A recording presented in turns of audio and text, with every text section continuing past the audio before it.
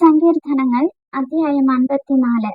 ദൈവമേ, നിന്റെ നാമത്താൽ എന്നെ രക്ഷിക്കണമേ.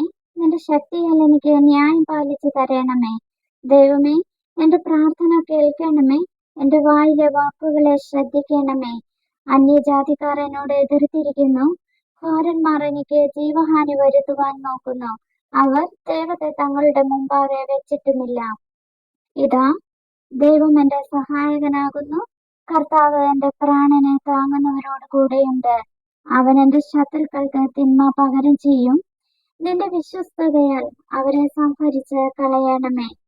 സ്വമേധാദാനത്തോടെ ഞാൻ നിനക്ക് ഹനനയാഗം കഴിക്കും. യഹോവേ, നിന്റെ നാമം നല്ലത് എന്ന് ചൊല്ലി ഞാൻ അതിന് സ്തോത്രം ചെയ്യും. അവൻ എന്നെ സകല കഷ്ടത്തിൽ നിന്നും വിടുവിച്ചിരിക്കുന്നു. എന്റെ കണ്ണ് എന്റെ ശത്രുക്കളെ കണ്ട് രസിക്കും. ആമേൻ.